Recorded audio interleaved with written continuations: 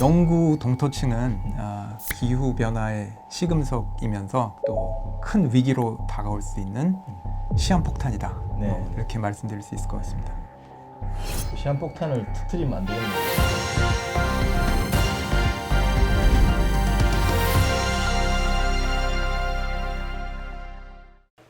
네, 안녕하세요. 방금 소개받은 연세대학교 건설환경공학과의 강호정이라고 합니다.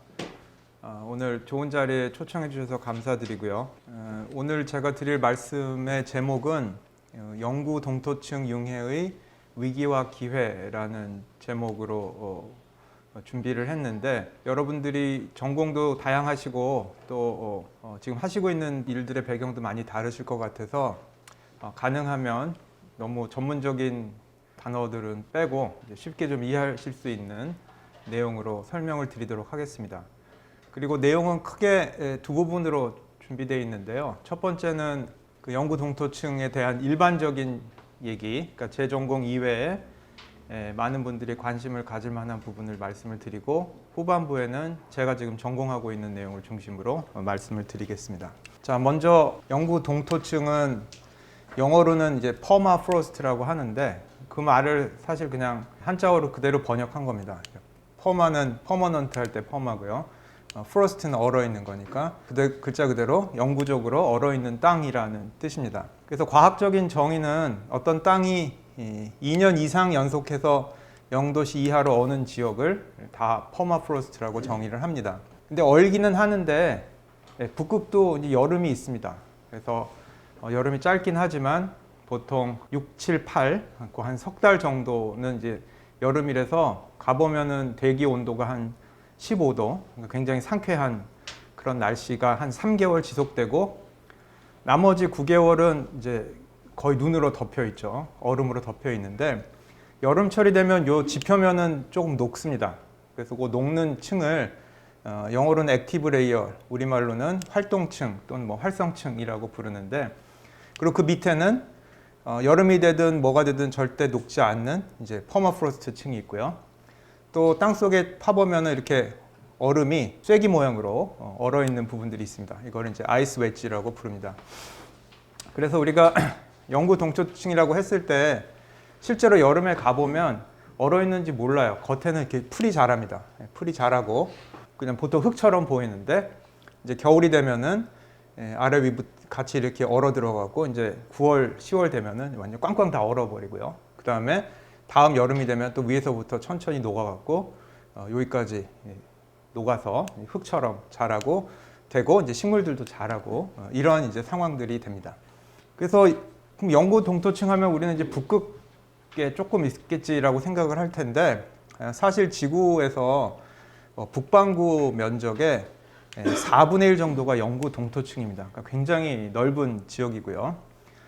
지도를 지금 이제 북극에서 쳐다본 모습인데, 보시는 것처럼 미국, 캐나다 북부, 특히 미국의 알래스카 지역, 그 다음에 러시아, 그 다음에 유럽의 스칸디나비아 반도부터 시작해서 여기 이제 또 스발바드라는 군도도 있고요. 그 다음에 이제 그린랜드라는 섬이 있죠.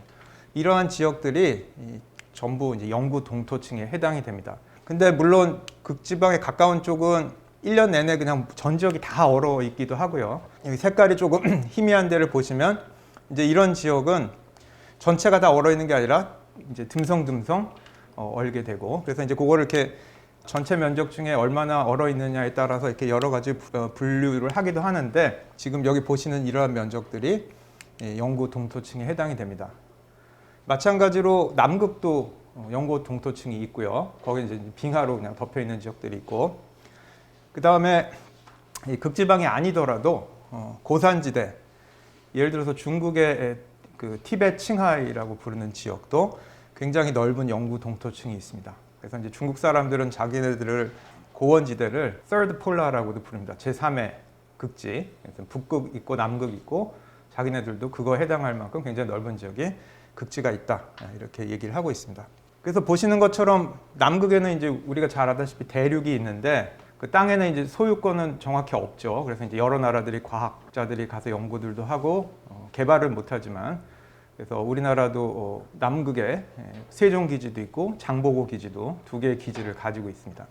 근데 북극은 보시는 것처럼 가운데가 이제 결국 바다니까 여기가 누구네 영토냐가 되게 애매한데 이 영구 동토층에 해당된 국가들은 이 지역을 같이 개발 혹은 관리하기 위해서 이따 말씀드리겠지만 아크틱 카운슬이라고 부르는 북극 이사회라는 조직을 만들어서 거기서 이제 여러 가지 같이 논의들을 진행을 하고 있습니다. 근데 이 북극에 대해서 왜 관심이 있냐면 이따가 말씀을 드리겠지만 이 북극 지역은 아까도 말씀드린 것처럼 이제 여름 3개월 동안만 식물이 자라는데 자라고 나면 겨울 9개월 동안은 식물이 다 죽겠죠. 영하 20도, 30도로 내려가니까 죽는데 식물이 죽고 나면 우리 같은 이런 온대지방에서는 식물 사체들이 다 분해가 됩니다. 분해가 돼서 없어져 버리는데 여기는 이제 죽지 않고 쌓여 있으니까 마치 우리 그 음식 먹다 남은 거를 냉동실에 넣어놓은 상태라고 생각하시면 돼요. 그래서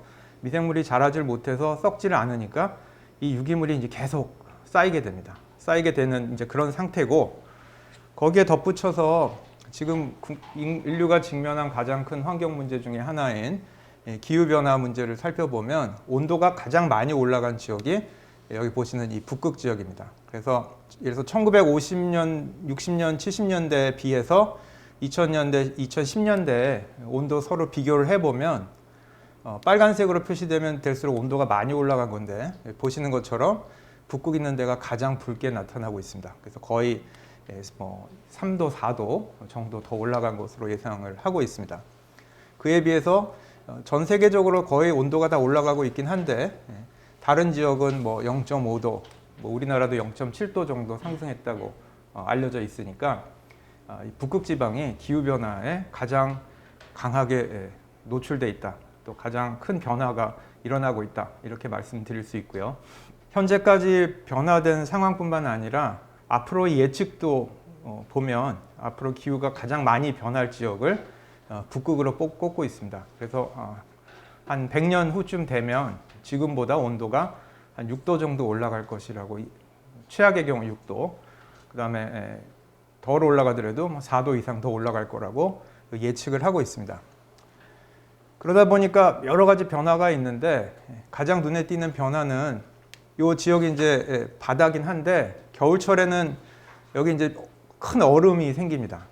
바닷물이긴 하지만 너무 추우니까 얼어서 커다란 이제 빙하 덩어리가 생기는데 이 빙하 덩어리를 매년 인공위성에서 같은 시간에 측정을 합니다.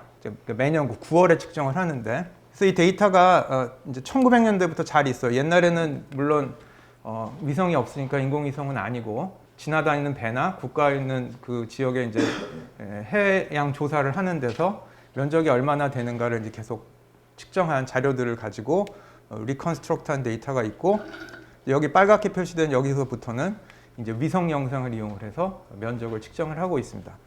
그래서 보시는 것처럼 좀 더웠던 해는 좀 면적이 줄었다가 추웠던 해는 면적이 커졌다 이렇게 들쑥날쑥하긴 하는데 1980년대에 들면서부터 이 면적이 급격하게 감소되는 추세를 보실 수가 있습니다.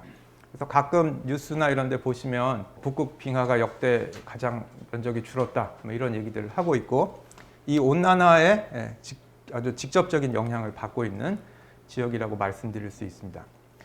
그래서 예측을 보면 지금 벌써 다가오네요. 제가 처음 이런 거 가르칠 때는 앞으로 몇십 년 후, 몇십 년 후 이렇게 얘기를 했는데 이제 막 닥치고 있습니다. 그래서 예측을 보면 2025년에서 50년 사이 되면 이 면적이 거의 0에 가까워질 것이다. 근데 이제 0이라고 얘기할 수는 없는데 왜냐하면 아무리 줄더라도 작은 빙하 덩어리들은 계속 있을 테니까.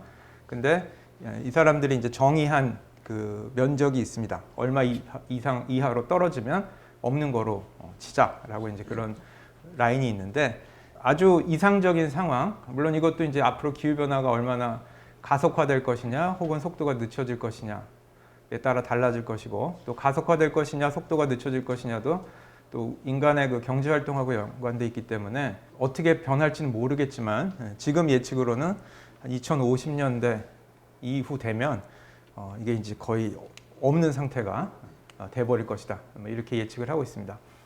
그래서 가끔 언론에서 이제 선정적인 사진들을 좀 보셨을 거예요. 얼음 조그만 덩어리 위에 있는 북극곰 뭐 사진이나 이런데 이제 이 문제를 대중들한테 좀 쉽게 얘기하기 위해서 뭐 그런 종류의 사진들도 보신 적이 있습니다. 바로 이런 일들이 이제 벌어지고 있는 거죠. 자, 그래서 환경을 연구하는 과학자 입장에서 혹은 생태학을 연구하고 있는 과학자 입장에서는 굉장히 위험하고 걱정되는 일인데, 또 한 측면에서는 돈에 관심이 있으신 분들은 이게 또 새로운 어떤 이 기회로 인식이 되고 있습니다.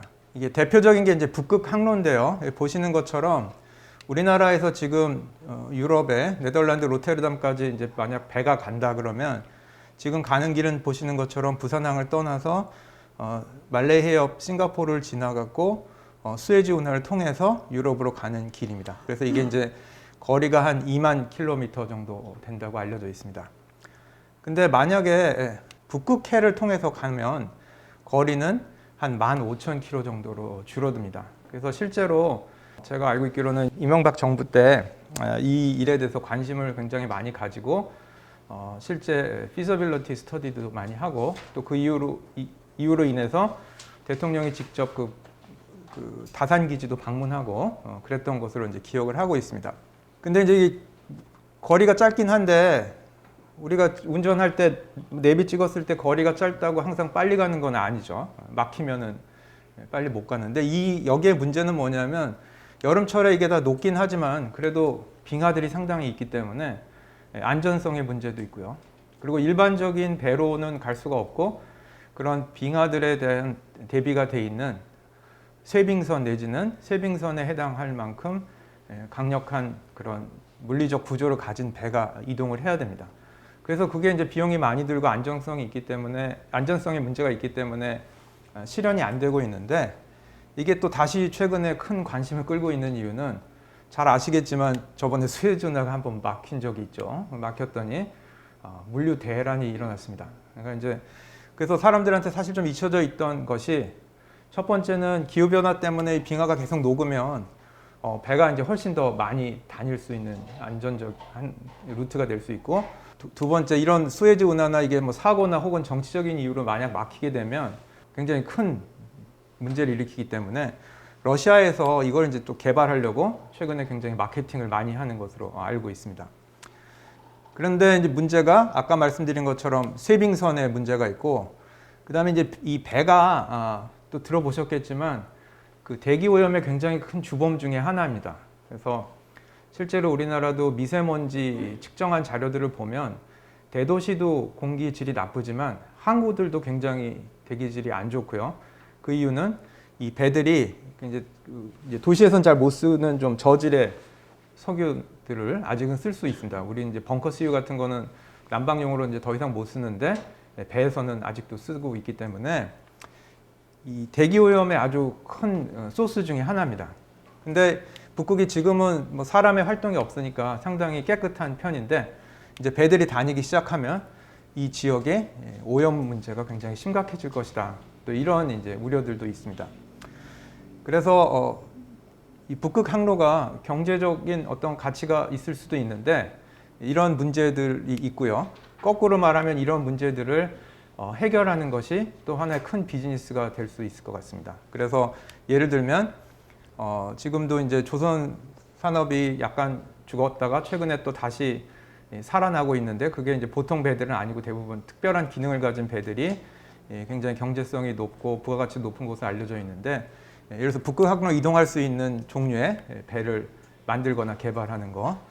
그 다음에 이 국내에도 이제 연구단이 있는 것으로 알고 있는데, 이 대기 오염 문제를 획기적으로 줄이는 그런 배. 그러니까 기존의 연료를 다른 걸 쓴다거나 혹은 같은 연료를 쓰지만 거기서 나오는 대기 오염 물질을 줄일 수 있는 그런 장비를 갖춘 이런 새로운 기능의 배들을 개발하는 것이 또 산업적으로는 오히려 새로운 시장을 만들 수 있는 기회가 될 수 있을 것 같습니다. 두 번째는 이제 자연자원인데요. 지금 아이러니한 것이 저희가 이제 탄소 중립을 얘기를 하면서 동시에 또 원전도 되게 문제가 많다 보니까 아직도 석유 석탄에 대한 수요들은 굉장히 많이 있습니다. 특히 새로 일어나고 있는 중국이나 인도 같은 그런 국가들에서 자연자원을 굉장히 많이 요구를 하고 있기 때문에 이 북극은 근데 상대적으로 개발은 덜 됐고요. 추우니까 아무래도 인프라가 들어가기 힘드니까 개발을 덜 했던 상황인데 아까 말씀드린 것처럼 온도가 올라가다 보니까 이제 사람들이 접근하는 게 좀 더 쉬워지고 어떤 개발 사업들에 대한 그런 압력들이 높아지게 됩니다. 그래서 이미 여기 보신 점들은 유전이나 혹은 석탄 이제 주로 유전이나 이제 천연가스인데 를 위한 이제 개발이 이미 진행됐거나 되고 있는 지역인데 여기에 덧붙여서 더 많은 유전을 개발하려고 하는 그런 노력들이 있습니다. 그래서 실제로 미국에서도 알래스카에 유전을 허락할 것이냐 말 것이냐 갖고 논쟁이 굉장히 심한데 뭐 주로 민주당 정부가 들어오면 이걸 좀 억제하는 정책을 쓰다가 또 공화당 정부가 들어오면 경제적인 이유로 이걸 또 허용해야 된다는 이제 압력이 아주 팽팽하게 맞서 있는 상황이고 또 러시아 같은 경우에도 우리나라가 이제 원자력을 포기를 하게 되면 이제 대체 에너지가 당장 필요하게 되니까 그 이제 주요한 이 페이스가 바뀌는 기간에 사용할 수 있는 기 위한 에너지로 이제 천연가스 얘기가 많이 나오는데 천연가스 수요가 높아지면 이것들을 이제 한국 같은 시장에 판매할 계획을 가지고 우리나라에서도 접촉적인 것으로 알고 있고 또 그 국가들에서도 한국하고 아무래도 거리가 가까우니까 이런 것들에 대한 이제 개발의 압력이 높아지고 있습니다. 그래서 마찬가지로 이제 심각한 환경 오염 문제가 있겠죠. 유전이나 천연가스를 개발을 하면 그냥 한 군데 뭐 이렇게 딱 파이프를 박아서 다 뽑아내는 것이 아니라 그 지역 전체가 이제 여러 가지 개발 사업과 이제 유류 등의 오염들이 될 수 있기 때문에 심각한 환경 오염 문제들이 야기될 수 있다. 그 다음에 또 동토층에 대해서 사람들이 관심이 되게 많은 것 중에 하나가 이 지역이 여기 보시는 것처럼 의약품이나 동결 억제제나 뭐 저온 활성 효소 같은 이전에 우리 주변에서는 볼 수 없었던 새로운 천연물들을 좀 얻기 위한 장소로 관심들이 많습니다. 영하 뭐 20도, 30도 이런 데서 견뎌야 되는 생물들이기 때문에 저기에 살고 있는 그 미생물이나 식물들은 온대지방에 사는 생물하고 굉장히 다른 방식으로 진화를 해왔습니다. 예를 들면 자기 몸이 얼지 않게 하기 위해서 몸 안에다가 여러 가지 물질들을 만드는데 여기 보시는 것처럼 이제 단백질의 한 예인데 베타 플레이트라고 부르는 단백질 구조입니다. 근데 이제 보통 온대지방에 있는 생물들은 이런 형태의 구조들을 갖지를 않는데 워낙 추운 데서 진화를 해오다 보니까 0도 이하로 내려가도 자기 몸이 얼지 않도록 또는 효소들이 활성이 있도록 만들기 위해서 이런 독특한 형태의 단백질들을 만들어내게 됩니다. 그럼 이런 거를 뭐 어디다 갖다 쓰냐면 예를 들어서 지금 저온 활성 효소 같은 경우에는 이미 산업적으로 이용이 되고 있습니다. 뭐 어디 쉽게 제일 많이 쓰이냐면은 세탁기죠. 세탁기 우리가 빨래할 때 효소가 들어가 있는 뭐 세제 이런 광고를 많이 보셨을 텐데 옷을 찬 온도에서 빨면은 이제 섬유가 덜 상하니까 좋긴 한데 대신 때가 잘 안 빠지죠. 근데 예를 들어서 낮은 온도에서 작동하는 효소들이 있다면 그 세제에다 섞어주면은 찬물에 빨래를 해도 깨끗하게 되고 이런 뭐 개개인의 소비뿐만 아니라 산업적으로도 뭐를 발효를 시키거나 혹은 어떤 공정에서 낮은 온도에서 하는 것이 효율적일 때 이런 효소들을 이용을 하면 굉장히 큰 이익을 얻을 수가 있습니다.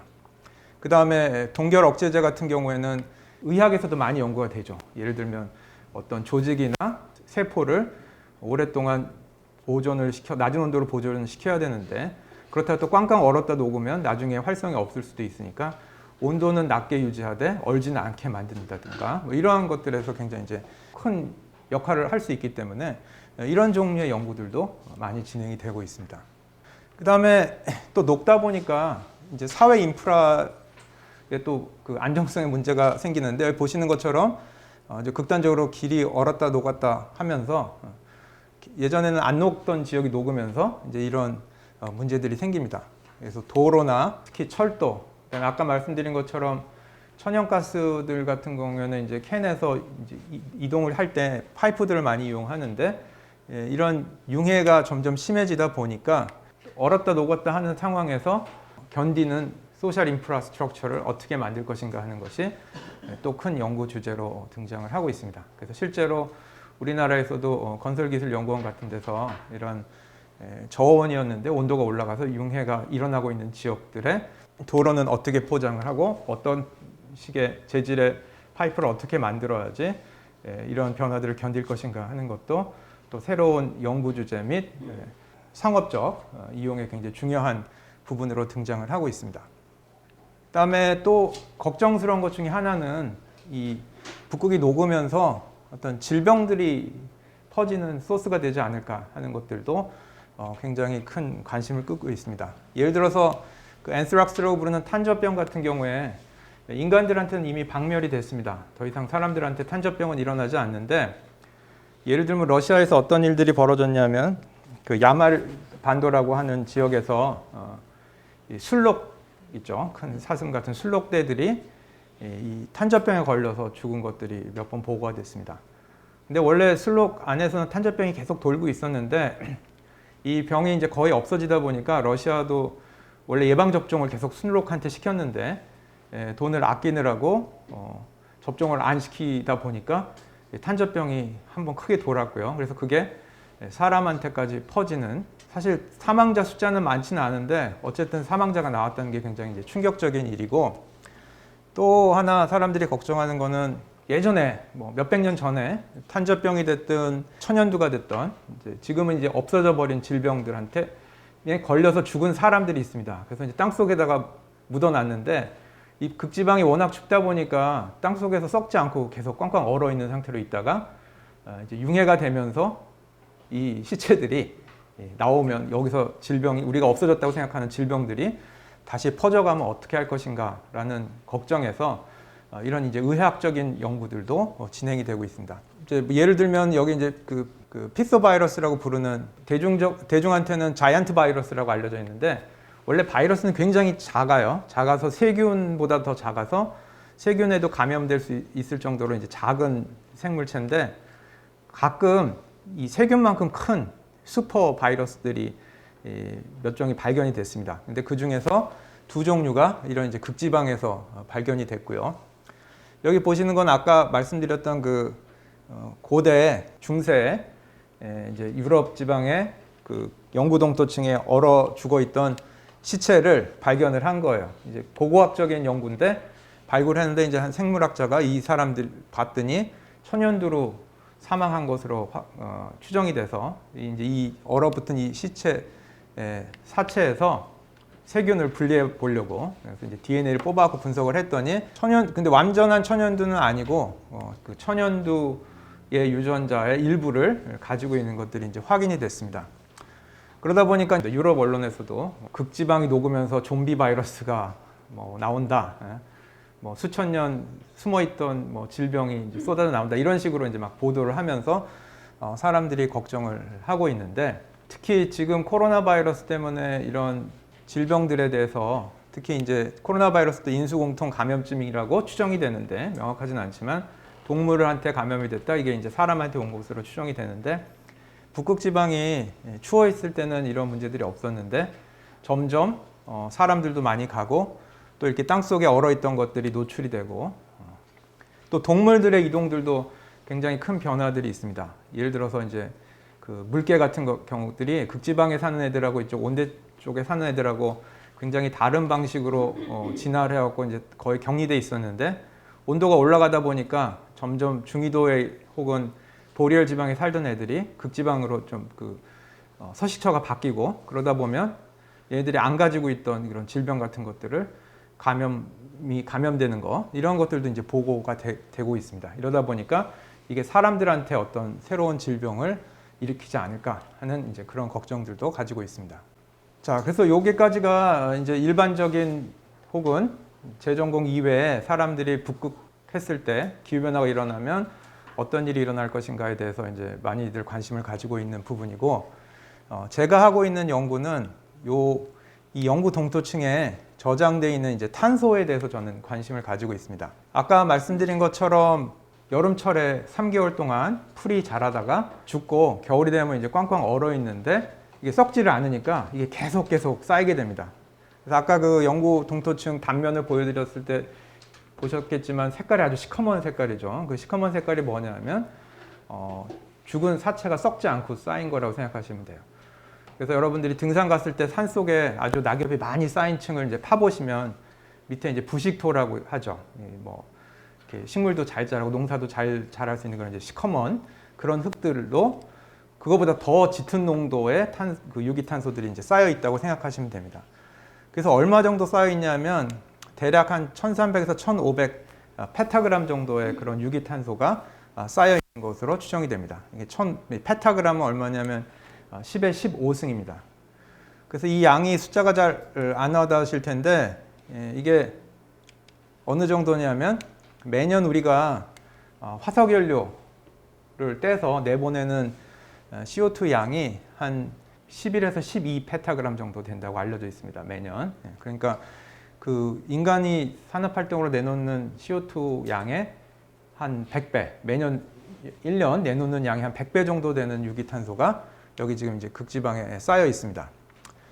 근데 이게 기온이 안 올랐을 때는 큰 문제가 없어요. 일정의 이제 밸런스가 맞아 있으니까 여름철에 자라고 식물이 죽고 또 얼어서 쌓이고 일부는 분해돼서 다시 날아가고. 근데 이제 그 양이 큰 변화가 없이 천천히 축적되는 그런 시스템이었는데 아까 보여드린 것처럼 온도가 그렇게 급격히 올라가면 이게 이제 빠른 속도로 분해가 되겠죠. 쉽게 말씀드리자면 냉동실에 넣어놨던 음식이 뭐 냉장고가 고장이 나갖고 온도가 올라가는 상황이라고 생각을 하시면 됩니다. 그러다 보면 이제 어떤 일들이 벌어지냐면 이거 이제 다시 보여드리면 아까 보여드린 것처럼 이제 온도가 엄청 올라가고 있다는 건 아까 이미 말씀을 드렸고요. 그리고 실제로 이제 빙하 면적이 얼마나 변화하는가를 이제 각 나라에서 측정한 거를 보면 이 동그라미 크기를 보시면 알겠지만 영구 동토층이 얼마나 녹고 있는지 면적을 이제 계산을 한 겁니다. 빙하가 얼마나 줄어들었는지 보시면 알래스카 굉장히 빠른 속도로 줄어들고 있고요. 아까 말씀드린 티베트 지방도 이런 문제들이 있습니다.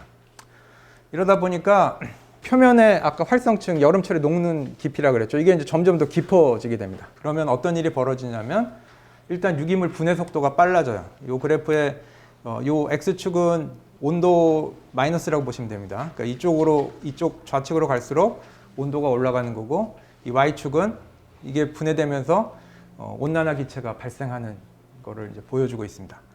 그래서 일단 다른 변화가 없더라도 온도가 올라가면 그 액티브 레이어 혹은 또 깊은 데도 마찬가지고 거기서 활동하고 있는 미생물들이 활동도가 높아져서 미생물이 분해를 하면 건조한 지역에서는 이산화탄소가 나오게 되고요. 또 물이 잠겨 있는 지역 같은 경우에는 메탄이 발생을 하게 됩니다. 근데 메탄은 단위 몰당 이산화탄소보다 30 혹은 40배 정도 더 강력한 온난화 기체로 알려져 있습니다. 또 두 번째는 여기 보시는 것처럼 이게 이제 얼음이 녹다 보니까 녹아서 이렇게 함몰되는 지역들이 생깁니다.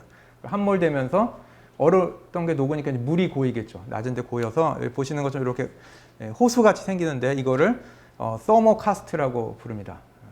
서머는 이제 열이란 뜻이고 카스트는 이런 지형들을 얘기를 하는데 그러니까 원래는 여름철에도 여기 나머지 보신 것처럼 그냥 초지처럼 돼 있던 지역들이 이 속에 아까 아이스 웨지 같은 게 녹거나 혹은 좀 딴 데보다 더 많이 녹으면 이게 이제 함몰돼 갖고 여름철 동안은 호수로 바뀌어 버리는 이런 지형들이 많아지고 있습니다. 그럼 이렇게 되다 보면 아까 말씀드린 것처럼 메탄이 굉장히 많이 나올 수 있는 그런 가능성을 갖게 되죠. 어떤 또 분들은 이렇게 얘기를 하세요. 그럼 얼어있어 제대로 식물이 못 자라던 데가 날씨가 따뜻해지면 식물이 자라면 광합성을 하니까 오히려 이산화탄소를 흡수하지 않을까 뭐 이런 얘기들도 하시는데 이런 극지방의 온도가 뭐 몇 도 올라간다고 갑자기 여기가 숲으로 바뀌거나 그러지는 않고 어떤 게 알려져 있냐면 이 관목이라고 부르는 이제 슈럽이라고 그러죠. 우리 이 작은 그 풀들 이런 작은 관목층들이 커지는 것들이 관찰이 됐습니다.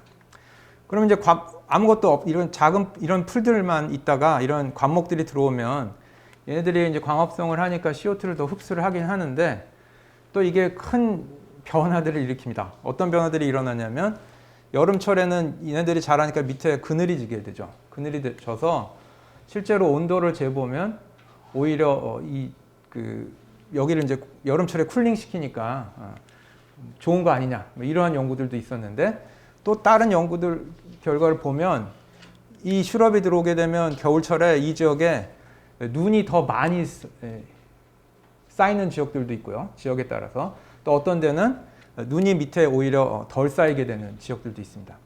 그래서 이 관목들이 늘어나면 CO2를 더 많이 흡수할 것이냐 혹은 더 많이 배출시키는 역할을 할 것이냐 갖고 논쟁이 많은데 아직 정확한 정답은 없습니다. 그래서 우리가 생각한 것처럼 단순하게 얼어있던 게 녹으면 식물들이 잘 자라니까 CO2를 더 많이 흡수할 것이다 처럼 그렇게 단순한 대답은 아니고 굉장히 복잡한 기작들이 있고 근데 지금까지 발표된 연구들 보면 관목이 오히려 기후변화 속도를 더 증가시킬 것이다 라는 종류의 연구 결과들도 상당히 많이 보고되어 있습니다. 그래서 제가 이제 관심이 있는 게 아까 말씀드린 것처럼 온도가 올라가면 CO2는 당연히 더 많이 나오는데 과연 CO2 외에 메탄들도 또 나오면 어떻게 될 것이냐 갖고 연구들을 하고 있습니다. 하고 있는데 그래서 이제 어떤 사람들은 이렇게 기후변화가 일어나면 식생이 변화할 것이다에 관심을 가지고 있는 분도 있고요. 저는 이제 토양의 변화가 관심이 있고 그래서 최종적으로 엄청난 양의 탄소가 현재 쌓여 있었던 이 생태계가 이 변화가 일어나서 어떤 임계점을 넘으면 다시 CO2나 메탄을 더 많이 내보내 갖고 온난화를 가속시킬 수 있지 않을까. 그래서 뭐 이것도 역시 언론에서는 뭐 북극에 무슨 탄소 폭탄이 터진다 뭐 이런 식으로 이제 막 자극적인 기사들도 보신 분도 계실 텐데 그 정도까지는 아니더라도 이런 생물학적인 작용으로 기후변화가 점점 더 가속화될 가능성도 있지 않은가 이런 연구들을 진행을 하고 있습니다. 근데 이것도 쉽지가 않은 게 아까 말씀드린 것처럼 이산화탄소는 분명히 더 나와요. 온도가 올라가면 더 나오는데 메탄 같은 경우에는 그 아까 말씀드린 서머카스트처럼 호수가 생기면 분명 메탄이 더 많이 나오는데 또 어떤 연구자들의 연구를 보면 토양 표면에 건조한 데서는 이 메탄을 먹고 사는 세균들이 있습니다. 걔네들이 오히려 활성도가 높아져서 그렇게 메탄이 많이 나오지는 않는다. 이런 주장이 팽팽히 맞서고 있고 저희 연구실에서도 뭐 연구한 지금까지 결과들을 보면 단기간에는 이 추운 지역에 사는 메탄을 만드는 고세균이라고 그러는데 이 고세균 같은 경우에는 추운 온도에 잘 적응이 되어 있기 때문에 온도가 조금 올라가도 오히려 큰 변화가 없는 우리 사는 지역하고 좀 다른 반응들 이런 것들도 관찰이 되고 있습니다. 어쨌든 이 부분에 대한 연구들이 이제 계속 진행되고 있고요. 그래서 아까 말씀드린 것처럼 이 북극 지방이 이제 녹기 시작하면 슈럽이 점점 많아지고 슈럽이 많아지면 탄소 배출량들도 변화되고 동시에 표면에 햇빛을 흡수하거나 반사하는 정도가 달라져서 복잡한 이 생태계에선 복잡한 수준의 변화들이 일어날 수 있을 것이라고 예상이 되고 제가 연구하고 있는 또 중요한 그 최종적인 목표 중에 하나는 이 미생물 연구하는 사람들은 실험실에서 이렇게 뭐 몇 그램 안 되는 토양을 가지고 여러 가지 실험들을 하는데 실제 최종적으로 우리가 알고 싶은 것은 전 지구적인 기후변화 모델의 예측들을 하고 싶어 합니다. 그럼 이제 그 전 지구적인 기후변화 모델들의 기본 단위는 뭐 1km 그런 큰 모델들에다가 이런 미생물들의 정보를 어떻게 집어넣을 것이냐. 굉장히 이 테크니컬리 큰 꿈인데 그런 모델에 사용할 수 있는 어떤 생물학적인 혹은 그 미생물학적인 정보들을 어떤 숫자들을 만들어내는 그런 일들, 그런 연구들을 하고 있습니다.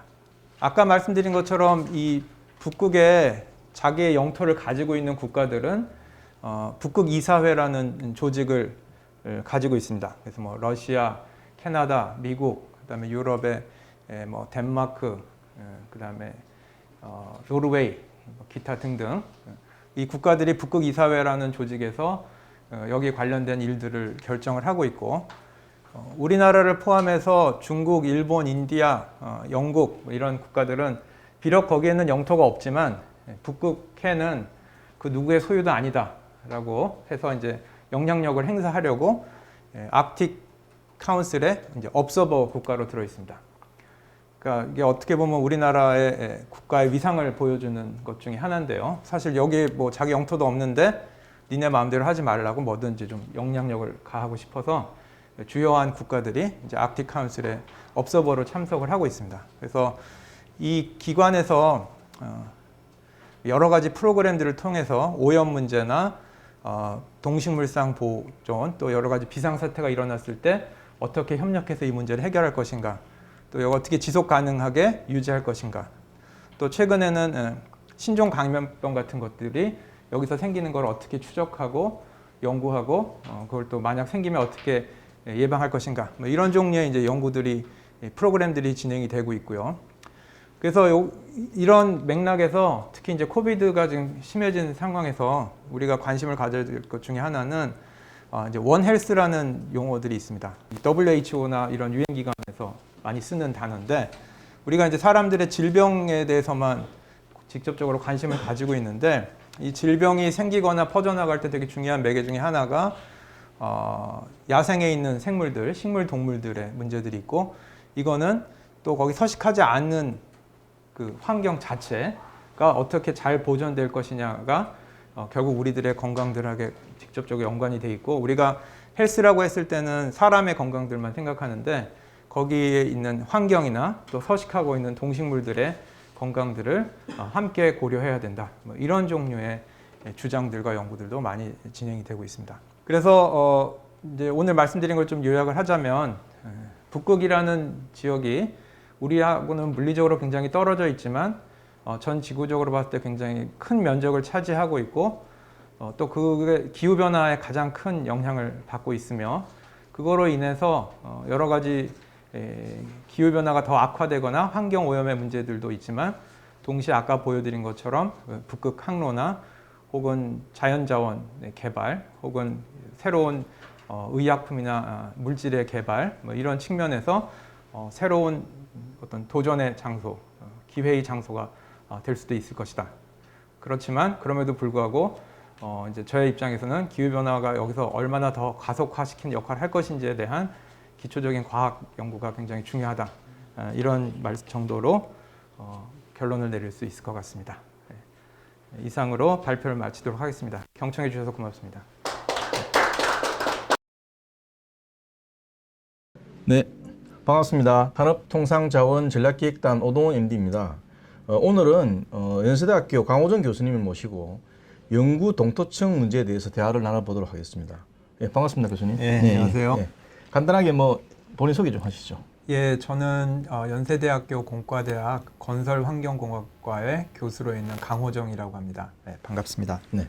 강호정 교수님이 서울대학교 미생물학과 86학번입니다. 86년도에 이제 대학 입학하셔가지고 그다음 환경대학은 이제 졸업하시고 영국에서 이제 웨일즈 대학에서 학위를 하시고 지금은 이제 연세대학교 건설환경공학부에 계신데 네. 보통 사람들은 생각하면 우리 어떤 생각하기에 미생물학과 나오신 분이 무슨 건설환경공학부냐 이렇게 생각하시는데 그 스토리를 좀 말씀해 주시죠. 예, 이제 저 출발점은 방금 소개해 주신 것처럼 미생물학 전공을 했는데 졸업하고 좀 새로운 일을 해보고 싶어서 당시에 이제 환경이 막 뜬다.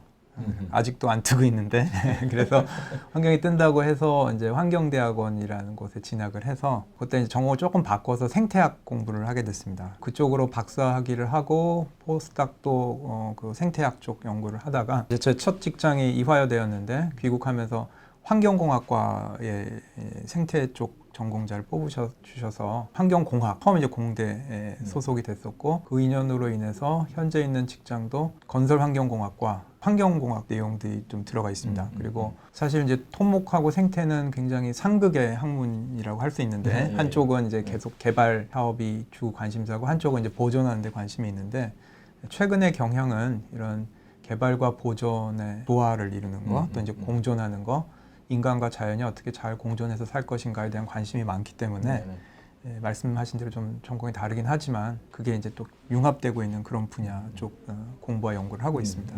하나 여쭤보고 싶은 게 뭐냐면 일반적으로 기후 변화 이렇게 하면서 극지방에 있는 예. 얼음이 녹아서 해수면이 올라간다. 해수면의 변화 이것만 네. 주로 얘기하는데 네. 이산화탄소가 증가함으로 인해 가지고 생각하는 기후 변화가 일어나면 나타나는 어떤 현상들 좀 여러 가지 측면에서 한번 설명해 주시죠. 예, 우선. 제가 이해하기로는 아마도 대다수의 사람들은 기후 변화하면 이제 지구 온난화랑 이제 같은 맥락으로 생각을 하십니다. 네. 온도가 올라가고 이제 대기 중에 CO2 농도나 메탄이나 아산화질소 기체를 이제 온난화 기체라고 하는데 얘네들이 많아지면 이제 지구의 온도가 평균 온도가 올라간다. 이제 그게 제일 관심이 많은데 거기에 덧붙여서 또 중요한 변화 중에 하나는 강수량이 굉장히 많이 변해요. 강수량도 변하고 패턴도 변해서 어느 지역은 이제 비가 좀 더 많이 와서 오히려 홍수가 많아지는 지역도 있을 것으로 예상되고요. 또 반대로 어떤 지역은 굉장히 가뭄이 심해져 갖고 비가 안 오니까 숲이 쇠퇴하고 사막이 오히려 늘어나고. 우리 아프리카 같은 경우에 예. 그렇죠. 우리나라 같은 경우도 스콜같처럼 막 그러니까요. 여름에 이제 여름철에 많이 네. 보셨겠지만 장마가 굉장히 패턴도 달라지고 네, 네, 네. 또 우리나라 같은 경우 봄, 가을이 거의 없어져 버리는 이제 그런 음. 기후. 원래 그 모델에서 예측하고 있었던 거거든요. 그게 근데 참 안 좋죠. 근데 가을이 참 살기 좋은 계절인데 그러니까요. 우리나라 여름하고 겨울만 네. 지금 잔뜩 길어져가지고. 네. 그러고 아까 말씀하신 것처럼 이제 해수면 상승도 중요한 이슈고요. 또 변화 중에 하나는 그 이산화탄소 농도 자체가 식물한테는 굉장히 중요한 그 광합성을 일으키는 재료이기 때문에 이산화탄소 농도 자체가 증가하는 게 또 생태계에도 큰 영향을 미칠 수가 있습니다. 실생활에는 더 큰 영향들이 있죠. 농업 생산성도 바뀔 수 있고 우리 먹거리 네. 당장 이제 해수 온도가 올라가니까 이제 잡히는 물고기들도 달라지고요. 그래서 옛날에 아주 쌌던 물고기들이 요새 이제 귀한 물고기가 네, 되는 네, 것들도 맞습니다. 많이 장 보러 가시면 금방 아실 수 네, 있을 네, 겁니다. 그것도 질병들의 패턴들도 바뀔 수 있고 뭐 그런 큰 변화들이 굉장히 빠른 속도로 일어나고 있습니다. 네네. 하나 기본적인 지식으로 여쭤보고 싶은 게 이제 연구 동토층이라는 말씀하셨잖아요. 그러면 네. 우리 시청자들께 연구 동토층이 이런 것이다 좀 네. 간단하게 좀 정의를 해주시죠. 네. 그러니까 글자 그대로 영구니까 영구적으로 동토, 얼어있는 땅이다. 이렇게 이해하시면 될 것 같고요. 과학적으로는 2년 이상 연속해서 0도씨 이하로 내려가는 땅들을 영구 동토층이라고 정의를 합니다. 여름철에는 표면이 조금 녹을 수도 있거든요. 그래서 그 녹는 층이 위에 있고 그 밑에는 다시 사철 꽝꽝 얼어있는 그런 지역들을 얘기하는데 대표적인 거는 이제 북극을 둘러싸고 있는 국가들, 그다음에 남극 대륙들, 그다음에 이제 중위도 국가에서도 고산지대, 산에 올라가면 네네. 추우니까요. 그래서 티벳 같은 지역, 네. 뭐 이런 지역들에 이런 영구 동토층이 발견이 됩니다. 그래서 북반구 면적의 한 4분의 1 정도. 4분의 1씩. 예, 그러니까 우리가 알고 있는 것보다 굉장히 넓은 넓군요. 면적들이 영구 동토층에 속합니다. 기후 변화가 가장 심각하게 일어나고 있는 지역이 어디냐 하면 바로 북극입니다. 기후 변화 때문에 전 지구의 평균 온도가 올라가고 있지만 네네. 그 올라가는 속도가 특히 북극이 굉장히 그건 왜 그래요? 일단 인간들이 정주하고 있는 지역이 북반구가 훨씬 많고요. 그렇죠. 네. 그다음에 이 화석연료를 주로 내보내는 국가들이 이 중위도 이상의 국가들입니다. 유럽이나 아시아의 경제가 발전하는 그다음에 북미. 네네. 예, 그러다 보니까 이제 지구의 그 공기의 흐름에서 보시면 이 발생된 CO2들이 이 북극 쪽으로 좀 많이 모이게 됩니다. 그래서 쭉 갔다 대류했다 갔다 예, 씹고 그래서 오는. 거기서 이제 다른 지역에 비해서 평균적으로 CO2 농도가 높아지고, 그러니까 전 지구적인 그 대기의 흐름하고 관련이 많이 있습니다. 그래서 북극이 1번은 유기물이 굉장히 많이 쌓여 있고요. 네. 그거는 이제 여름철에 짧은 기간 동안 식물이 좀 자라다가 이제 9개월 꽝꽝 얼어 있습니다. 그러다 보니까 썩질 않고 이게 계속 쌓여서 네. 엄청난 양의 탄소들이 쌓여 있는데 동시에 기후 변화는 가장 심하게 일어나는. 그래서 이제 뭐 비유해서 얘기하자면 우리가 먹던 음식 남으면 냉동실에 넣잖아요. 그래서 이제 뭐 아주 그런 유기물 덩어리를 냉동실에 넣어놨는데 냉장고가 고장이 났다. 뭐 이런 상태를 생각하시면 될 그럼 것 같아요. 엄청나게 그죠? 뭐 악취도 날 거고 네, 이제 또 뭐 이렇게 우리 이제 탄소도 많이 썩는다고 내뿜을 얘기를 하는데 사실 이제 미생물이 먹고 분해를 해서 거고. 분해해가지고. 거기서 이제 CO2하고 메탄이 또 많이 나올 수가 네, 있다. 네. 그러면은 동토층에 도대체 그러면 탄소가 어느 정도 매장이 돼 있는 거예요, 그러면? 지금 추산하기로는 1,500 페타그램 정도라고 알려져 있는데요. 그래서 이제 페타라는 거는 10의 15승. 15승? 네. 그러니까 1,500 곱하기 10의 15승 그램 정도의 이제 탄소가 저장되므로 힘든데, 예. 그죠? 이렇게 생각하시면 될 것 같아요. 매년 우리 인간 전체가 화석 연료, 우리가 이제 석유 석탄을 떼서 CO2를 많이 내보내서 지금 이제 기후 변화가 일어난다고 하는데 그 양이 한 10에서 11 페타그램 정도 됩니다. 그러니까 그거에 100배가 넘네요. 예, 뭐 100배에서 150배 정도 되는 양이 뭐야? 탄소가 지금 이제 저장돼 있는데 네네. 다행스럽게도 지금까지는 이게 이제 추우니까 네. 썩지 않고 그냥 쌓여 있었는데 예, 과학자들이 걱정하는 거는 이제 온도가 올라가면 이것들이 분해되기 시작하면 여기서 CO2도 나오고 또 얼었던 게 녹으면 이제 물이 고일 수가 있거든요. 물이 고이면 거기서 또 메탄이 발생될 수도 있습니다. 네. 그래서 그것 때문에 이제 걱정들을 많이 하고 또 정확히 그걸 이해하려고 이제 연구를 하고 있죠. 동토층 개발에 대한 움직임, 네. 내지는 그쪽을 선점하겠다는 그런 움직임이 많잖아요. 특히 남극, 네, 북극 네. 뭐 이쪽으로. 네. 그래서 이제 이 동토층에서 유래하는 어떤 신물질을 활용한 제약이라든가 네. 또는 신소재라든가 이런 어떤 개발 가능성 뭐 이런 부분 어떻게 생각하세요? 네, 이미 상업화된 물질들도 있고요. 네. 일단 워낙 춥다 보니까 거기 살고 있는 식물이나 미생물들이 동물도 포함해서 우리나라에 있는 이런 온대지방하고는 굉장히 다른 방식으로 진화를 했습니다. 네네. 그래서 영하 수십 도가 내려가도 이제 세포가 깨지지 않고 견뎌내야 되기 때문에 단백질의 구조도 되게 특이하고요. 전문 용어로는 사이크로필릭이라고 얘기하는데 그 추운 데를 좋아한다. 뭐 그런 이제 생물들이 있습니다. 네. 보통 단백질은 온도가 30도, 40도 돼야지 이제 활성이 높아지는데 뭐 5도, 10도에서 오히려 활성이 높은 그런 단백질들도 가지고 있는 그 생물들이 있는데 이런 것들은 이제 당장 상업적으로 이용이 가능하죠. 예를 들어서 세탁 세제를 만드는데 우리가 빨래를 할 때 낮은 온도에서 빨래를 하면 섬유가 안 상하고 좋잖아요. 근데 대신 때가 잘 안 빠지니까 이제 물의 온도를 높이는데 낮은 온도에서도 차가운 물에서도 이제 세제가 잘 되게 하는 뭐 그런 건 이미 상업적으로 나와 있고 그 외에도 여러 가지 산업 공정에서 낮은 온도에서 작동하는 효소는 쓸모가 되게 많습니다. 네. 온도를 0도 이하로 낮추는데 얼려서는 얼지 않았으면 좋을 뭐 그런 이제 물건들도 굉장히 많이 있죠. 혈액 같은 걸 보관을 할 때 낮은 온도로 보관하면 할수록 오염될 가능성은 줄어드는데 근데 얼었다 녹았다 하면 또 그 뭐 파괴되고 파괴되고 하니까 얼지 않게 낮은 온도를 유지하는 그런 물질들 이런 것들은 의학적으로나 상업적으로 굉장히 활용도가 높을 거라고 생각이 됩니다. 그런 동토층이 높고 하면은 네. 갇혀 있던 우리가 겪어보지 못했던 내지는 뭐 천년 전에 없어졌던 옛날에 어떤 바이러스라든지 뭐 각종 이런 조그만 놈들, 조그만 놈들이 창궐 함으로 해가지고 어떤 인류한테 이제 새로운 어떤 질병의 어떤 위협 이런 거 다가올 수 있다 이런 말씀들을 많이 하시는데 예, 그런 측면 맞습니다. 어떻게 보세요? 특히 한 10여 년 전쯤에 그로 기억하는데요. 러시아에 이제 야말 지방이라는 그 반도가 있는데 거기 이제 술록대가 굉장히 많이 사는데 술록이 이제 떼죽음을 당했어요. 이유를 잘 모르게. 그래서 그 원인을 찾아봤더니 탄저병에 이제 감염이 돼서 그렇다. 그래서 이게 이제 유럽 언론에는 굉장히 대서특필되고 그 술록대 죽은 사진들이 이제 신문에 막 실리면서 큰일 났다. 뭐 이런 식의 이제 보도가 나왔는데 사실은 그 여러분들 인터넷 혹시 서치하면 그 술록 떼죽음 사진이 있는데 사실 그 사진은 그 술록이 탄저병에 걸려서 죽은 건 아니고요. 나중에 알고 봤더니 이제 벼락이 쳐갖고 가운데 죽은 사진인데 어쨌든 그래서 당시에 사실 술록한테 생긴 탄저병이 그 지역에 사는 사람한테까지도 감염된 이제 사례가 있습니다. 그걸 계기로 굉장히 많은 연구들이 진행이 됐는데 과학자들이 걱정하는 거는 방금 말씀하신 것처럼 예를 들어서 인간들한테는 이미 사라진 거로 알려져 있는 뭐 예를 들면 천연두나 이런 것들이 이제 수백 년 전, 뭐 1000년, 2000년 전에는 사람들한테 있었던 질병이잖아요. 근데 그 당시에 죽은 시체들이 이제 땅속에 묻혀 있는데 그게 추운 데서는 이제 얼어 있고 우리랑 독립적으로 떨어져서 존재를 하고 있었는데 녹으면서 사람들이 점점 가까이 접근할 수 있고 또 얼어있던 시체들이 노출이 되면 그 질병이 다시 나타나지 않을까. 그런 이유로 이제 여러 가지 연구들을 많이 하고 있습니다. 그래서 얼어붙은 영구 동토층의 동굴 속이나 아니면 거기서 나온 고고학적으로 발굴된 사체들 그런 데서 뭐 천연두나 뭐 이런 다른 없어진 질병들이 있는지를 이제 거기에 DNA를 뽑아서 분석들도 하고 있고요.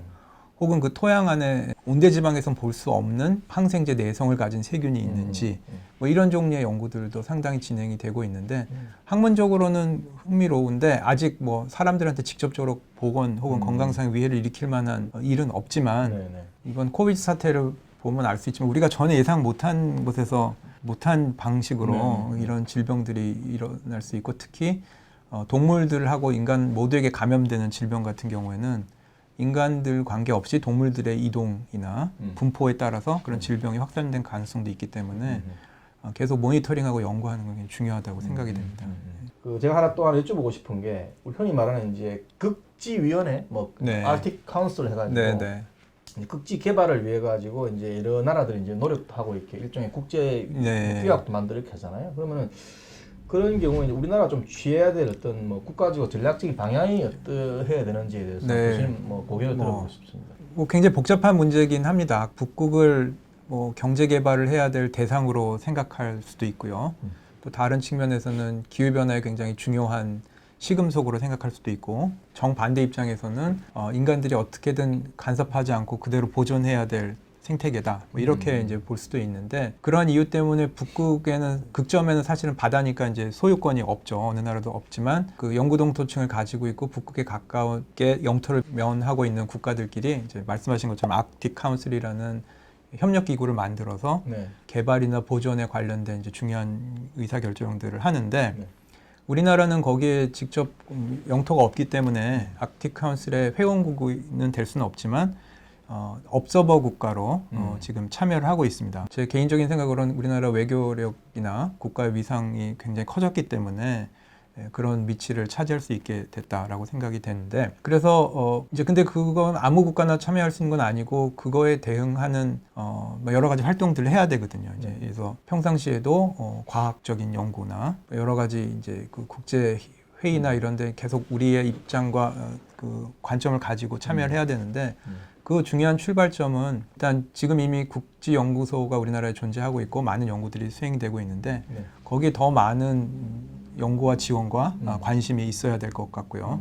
남극도 우리나라가 이미 2개의 기지를 가지고 있습니다. 세종기지나 장보기지도 가지고 있는데, 연구나 국제적인 어떤 활동에 적극적으로 참여를 하고, 특히 이제 남극 월동대원들 이제 뽑을 때 제가 알기로는 굉장히 인기가 있는 걸로 알고 있습니다. 젊은 사람들한테 새로운 경험이고. 정말. 그래서 계속적으로 정부의 관심도 필요하고 대중들의 관심도 필요하고, 특히 이제 다음 세대들, 젊은 세대들이 본인의 그 물리적인 활동 공간을 한국 안에만 한정짓지 말고 전 세계로 나갔으면 좋겠고, 그 중에 이제 북극이나 이런 지역들도 연구든 여행이든 경험이든 뭐 여러 가지로 굉장히 좋은 지역이라고 생각이 됩니다.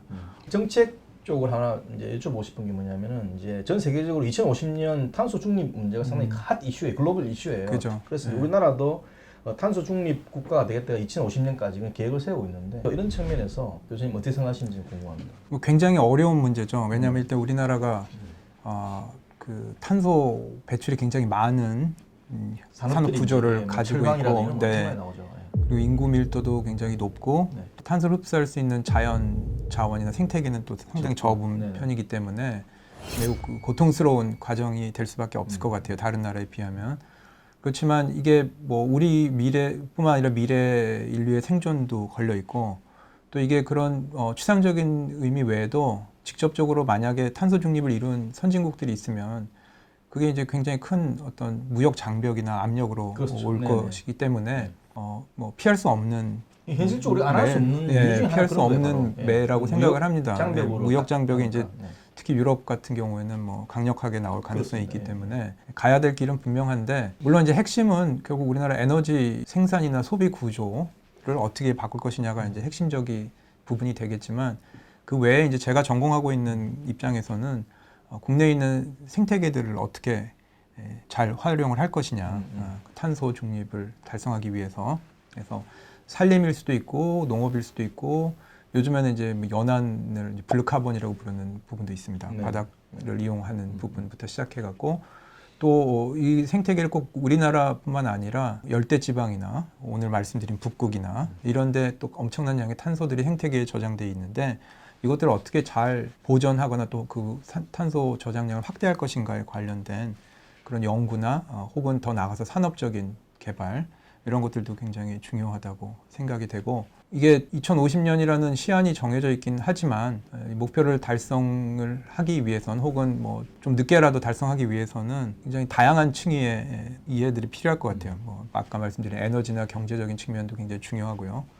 또 우리들의 주거나 생활 방식 또는 소비 방식들, 또 개인들의 소비자들의 방식들도 큰 변화가 필요할 것이고, 또 우리가 생태계를 바라보거나 관리하는 관점에서도 아주 굉장히 큰 틀의 변화가 필요하다. 뭐 그런 정도까지 말씀드릴 수 있을 것 같습니다. 오늘 핵심은 이겁니다. 이렇게 한 말씀 해주시면 뭐가 있을까요? 영구 동토층은 기후 변화의 시금석이면서 또 큰 위기로 다가올 수 있는 시한폭탄이다. 이렇게 말씀드릴 수 있을 것 같습니다. 시한폭탄을 터뜨리면 안 되겠네, 그죠? 네, 그렇죠. 영화에 나온 것처럼 시계를 멈추게 하거나 선을 잘 잘라야 되는데 잘못 건드렸다가는 또 더 그렇죠. 빨리 터져버릴 네, 수도 네. 있을 것 같습니다. 오늘 제가 상당히 이제 많이 배웠고 우리 이제 시청자 여러분도 많이 배우셨죠. 그래서 네. 상당히 저는 재밌고 감사합니다. 또 이렇게 네. 좋은 시간이었는데 교수님 어떠셨어요? 아, 저도 뭐 재밌습니다. 그래서 또 여러 가지 다른 관점들 좀 생각하게 되고요. 또 극지에 대해서 과학자로서 가지고 있는 정보들 공유하고 또 이거에 더 많은 분들이 관심을 갖게 되시면 더 기쁠 것 같습니다. 네, 고맙습니다. 오늘 귀한 시간 내주셔서 고맙습니다. 예. 저희 How to 콜로퀴움은 산업통상자원전략기획단에서 여러 가지 재미있는 주제들을 가지고 또 이 강호정 교수님 같은 전문가들 모시고 이제 대화를 하면서 이렇게 진행하는 그 코너가 되겠고요. 특히 이제 어떤 그런 주제들을 우리가 어떻게 하면 해결할 수 있을까에 대한 어떤 협동적인 지혜를 모으는 그런 플랫폼이다 이렇게 저는 생각을 하고 있습니다. 그래서 많이 이제 참여해 주시고 또 이제 필요하면은 또는 뭐 의문 나는 상황이 있으시면은 또 댓글 이런 걸 달아주시면 저희가 또 가능한 성실하게 답변을 드릴 수 있도록 이렇게 노력을 하도록 하겠습니다. 예, 자 그럼 다음 시간에 또 뵙도록 하겠습니다. 고맙습니다.